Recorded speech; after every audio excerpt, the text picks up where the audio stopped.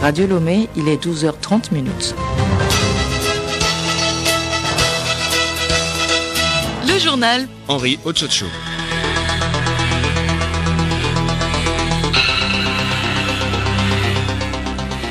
Mesdames, Mesdemoiselles, Messieurs, bonjour. Les titres de ce journal. Première sortie fructueuse pour le Togo en 2022 sur le marché financier régional.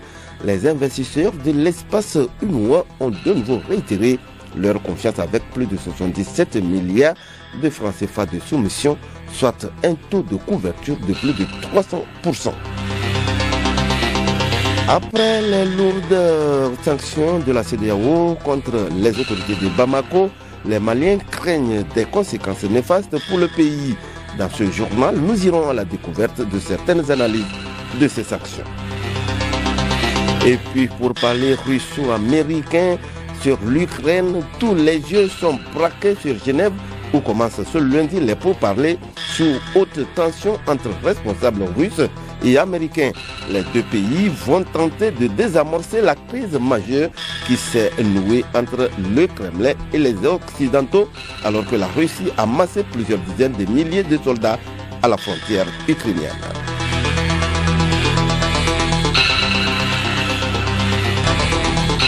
radiolomé.tg. C'était là le titre. Mesdames, Mesdemoiselles, Messieurs, une fois encore, bonjour. Après une année 2021, faste 557 milliards de francs mobilisés, le Togo était de retour vendredi dernier sur le marché financier régional. L'opération visait à lever via une émission de bons assimilables du Trésor BAT un montant de 25 milliards de francs CFA. Pour cette première sortie, les investisseurs ont de nouveau réitéré leur confiance avec plus de 77 milliards de francs CFA de soumission, soit un taux de couverture de plus de 300%. Le Trésor n'a retenu finalement que 27,5 milliards de francs. Les bons d'une valeur nominale de 1 million de francs CFA disposent d'une maturité de 6 mois. À l'instar des précédentes, les ressources mobilisées doivent servir à couvrir les besoins de financement de l'État. Les personnes âgées démunies des communes Agouin 1, 2, 3 et celles du Golfe 2 ont bénéficié ce lundi des kits de vivres, un don du président du parti UNIR, Fort et Sosimna Zingbe, composé des sacs de riz, des bidons d'huile et des boîtes de tomates. Ces kits leur ont été remis par le mouvement des sages pour unir. Ce geste vient soulager les peines de ces derniers qui n'arrivent plus à joindre le debout en ces temps de fête de fin d'année. Le journal Henri Ochocho. Actualité internationale. Après les sanctions de la CEDEAO, les Maliens craignent des conséquences néfastes pour le pays. Réunis en sommet extraordinaire dimanche à Accra, la communauté économique des États d'Afrique de l'Ouest CEDEAO a frappé fort contre le Mali. Les autorités de Bamako venaient de proposer une prolongation de la transition militaire de 4 ans au lieu de 5 ans, un délai jugé inacceptable par l'organisation ouest-africaine. Les nouvelles sanctions de la CEDEAO jusque-là ciblées contre les personnalités de la junte militaire sont lourdes et celles-ci isolent une fois encore le Mali. N'est-ce pas, Marie-Claire Pagnou? Le constat est clair. La junte militaire issue du double coup d'État n'a pas honoré ses engagements pour le retour à l'ordre constitutionnel au plus tard le 27 février 2022. Au contraire, elle veut proroger la transition. Si elle aurait souhaité 5 ans de plus, elle a finalement proposé 4 ans, un délai qui reste inacceptable pour l'organisation sous-régionale. La CEDEAO a opposé un refus et émis une série de sanctions qui prend effet immédiatement. Gel des avoirs au sein de la BCEAO, fermeture des frontières avec les États membres, suspension des transactions, retrait des ambassadeurs, etc.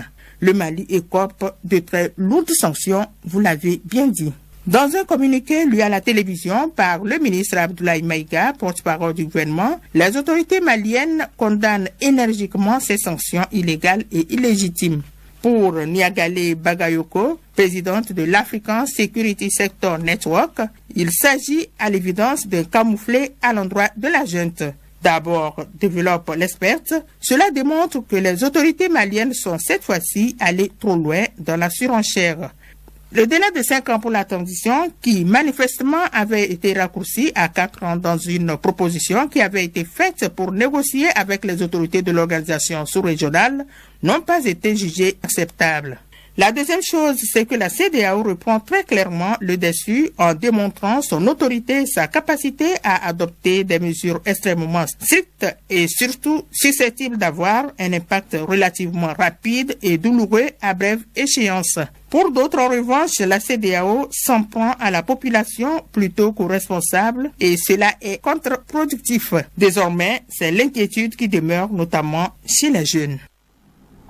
Merci à toi, Marie-Claire Pagnou.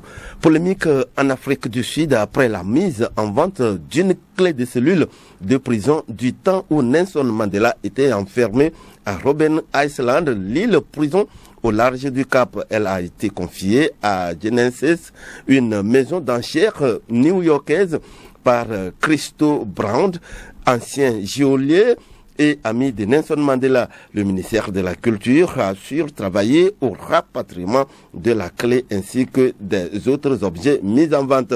Parmi tous les objets mis en vente, dont un vélo d'appartement ou une copie de la Constitution signée par Nelson Mandela, c'est une vieille clé de prison qui a provoqué la polémique. Cette clé n'ouvrait pas uniquement la cellule de Nelson Mandela, mais bien d'autres. Pour Mpo Masemola, secrétaire adjoint de l'Association des anciens prisonniers politiques d'Afrique du Sud, cette clé est bien plus qu'un souvenir. Pour parler russo-américain sur l'Ukraine, responsables russes et américains vont tenter à partir de ce lundi de désamorcer la crise majeure qui s'est nouée alors que la Russie a amassé plusieurs dizaines de milliers de soldats à la frontière ukrainienne. Les Ukrainiens en première ligne sont les grands absents de ces négociations au sommet, alors qu'en cas d'échec des pourparlers, ils pourraient en subir les premières conséquences. Charlotte A. En première ligne de cette crise, il y a donc l'Ukraine de nouveau menacée par l'armée russe après 7 ans de guerre dans le Donbass. Mais la Russie a pris l'initiative d'écarter des discussions aussi bien les Ukrainiens que l'Union européenne. Pourquoi ? Parce que l'enjeu est double. Il s'agit de remettre à plat les équilibres sécuritaires en Europe de l'Est et pour Moscou, il n'y a qu'un seul interlocuteur envisageable, les États-Unis d'Amérique. Par ailleurs, depuis le début de la guerre dans le Donbass en 2014, le processus des Minsk est au point mort et le Kremlin considère que les Européens et les Ukrainiens ne sont plus des interlocuteurs crédibles. Or, Vladimir Poutine a placé la barre très haut. Il s'agit de geler toute aspiration euro-atlantique de l'Ukraine, mais aussi de neutraliser l'OTAN au bord de la Russie, ce qui est une affaire qui se joue entre grandes puissances. À Kiev, qu'attend-on de ces rencontres de Genève? C'est très difficile de le savoir. Depuis 10 jours, du côté de l'exécutif ukrainien, c'est silence radio. Certes, le ministre des Affaires étrangères, Dmytro Kuleba, martèle la doctrine ukrainienne qui tient en une phrase « pas d'accord sur l'Ukraine sans l'Ukraine ». Mais ce qui est très troublant, c'est le silence total de Volodymyr Zelensky. Lors de ses vœux de Nouvel An, le président n'a pas évoqué une seule fois les tensions en cours. Résultat, les Ukrainiens sont dans le flou complet. Le risque d'une guerre majeure est-il réel? Quelle est la stratégie de l'État pour y faire face? Doit-on d'ores et déjà se mobiliser? Au lendemain des fêtes de Noël, on perçoit beaucoup d'incompréhension et de fatalisme. À vrai dire, même avec une marge de manœuvre réduite, le gouvernement Zelensky n'est pas à la hauteur des enjeux et en cas d'échec des négociations, les Ukrainiens risquent d'être livrés à eux-mêmes et aux intentions du Kremlin. Écoutez Radio Lomé sur le web sur le www.radiolomé.tg. Chronique juridique, le Haut Commissariat à la réconciliation et au renforcement de l'unité nationale, HCROUN, a tenu sa traditionnelle conférence bilan annuelle le 30 décembre dernier à Lomé. Pour cette 4e étape de sa mission, l'institution a encore mis l'accent sur l'inclusion sociale. Des avancées ont été réalisées en ce sens. Découvrons-les avec Hélène Assabi. Plusieurs victimes qui ne se trouvaient pas dans la base de données de la CVJR ont été prises en compte. Il s'agit notamment des agents des forces de défense et de sécurité, des enseignants grévistes de 2020 licenciés et des ex-agents de l'OPAT, l'Office des produits agricoles togolais.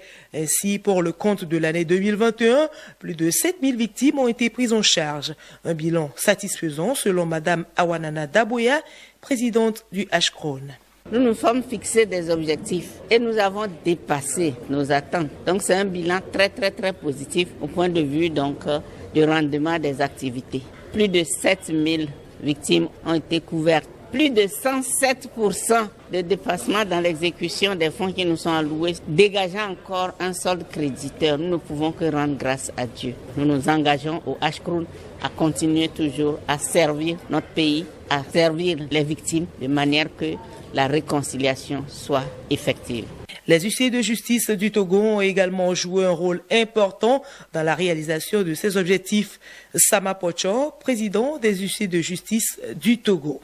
Le rôle de l'huissier de justice consistait à vérifier l'identité des victimes pour essayer de faire la filiation avec les vraies victimes. Parce que vous n'êtes pas sans savoir qu'il y a des individus mal intentionnés, des personnes animées de fraude qui tentent de percevoir des indemnisations au lieu et place des vraies victimes ou de leurs vrais ayants droit. Et au cours de cette année, nous avons sillonné presque toute l'étendue du territoire avec un appui. Madame la Présidente a volontairement accepté former le reste des huissiers de justice sur toute l'étendue du territoire. Ce qui fait que maintenant, au cours de ces missions, il n'y a plus de pénurie d'huissiers formés. Environ 19 milliards ont été mobilisés depuis le début du processus en décembre 2017 pour un total de 20 278 victimes individuelles indemnisées et plusieurs autres réalisations dans le cadre des réparations communautaires et collectives.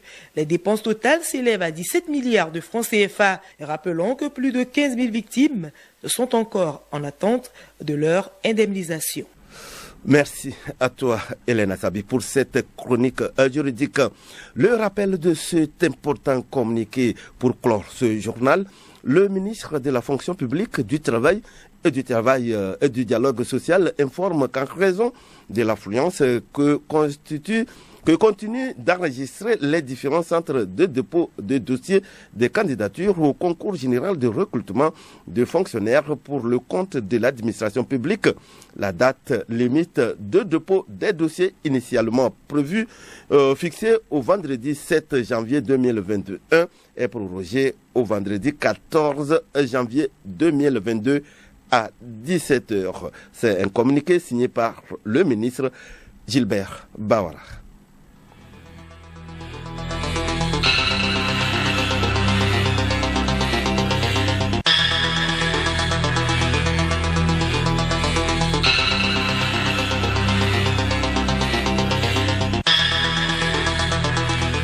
Voilà qui marque la fin de ce journal, un journal réalisé par Théo Dodji Akonou, à qui nous disons merci. La mise en onde est l'œuvre de Taga Senam, à qui nous disons merci également. Merci à vous fidèles auditeurs. Retenez avant de nous quitter que première sortie fructueuse pour le Togo en 2022 sur le marché financier régional. Les investisseurs de l'espace 8 mois ont de nouveau réitéré leur confiance avec plus de 77 milliards de francs CFA de soumission, soit un taux de couverture de plus de 300%. Après les lourdes sanctions de la CEDEAO contre les autorités de Bamako, les Maliens craignent des conséquences néfastes pour le pays. Dans ce journal, vous êtes allé à la découverte de certaines analyses de ces sanctions. Et puis pour parler russo-américain sur l'Ukraine, tous les yeux sont braqués sur Genève où commence ce lundi des pourparlers sous haute tension entre responsables russes et américains.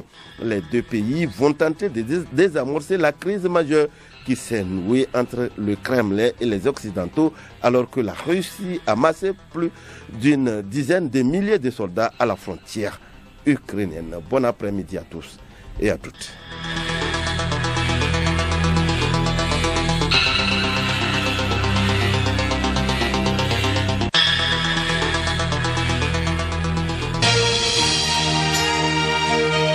Radio Lomé, boîte postale 434, email radiolomé@radiolomé.tg. radiolomé.tg.